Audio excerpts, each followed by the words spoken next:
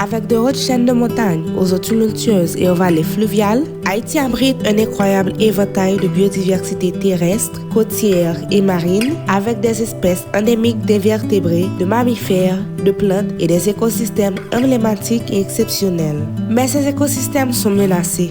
Bien qu'Haïti ait perdu la quasi-totalité de ses forêts primaires, il existe encore une biodiversité originelle importante caractérisée par un degré d'endémisme qui est concentré dans les infimes hotspots, généralement au sommet des montagnes. Cependant, la sédimentation causée par la déforestation et la surpêche menace les 965 km de récifs coralliens longeant les côtes. Que non seulement que nous avons une biodiversité qui est riche, mais par contre, que la biodiversité a fait objet d'un pile menace et un ensemble d'espèces qui disparaissent.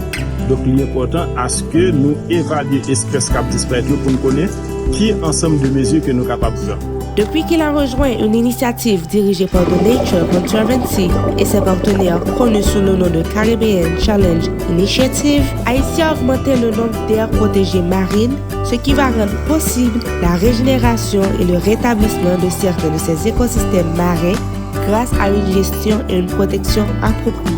Très récemment, le ministère de l'Environnement a soutenu la création d'un fonds fiduciaire national pour la conservation à travers un processus dirigé par TNC et des partenaires locaux pour soutenir le financement à long terme de la conservation de la biodiversité, de l'adaptation au changement climatique et du développement durable en Haïti.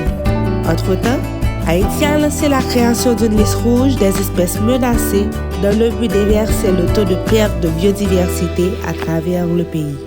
Bien entendu, ça fait quelques temps que nous travaillons pour mettre aux bases de données sur la biodiversité.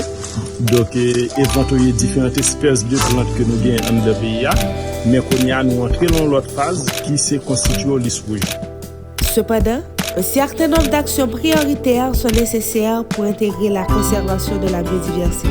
Il s'agit notamment de l'éducation environnementale à grande échelle, de l'institutionnalisation de la conservation de la biodiversité au niveau des agences gouvernementales et du soutien au programme des moyens de subsistance alternatifs pour les pêcheurs et les communautés côtières afin de passer à une existence plus durable. Ensemble, nous pouvons restaurer la biodiversité naturelle d'Haïti dont dépendent les moyens de subsistance de ses 12 millions d'habitants.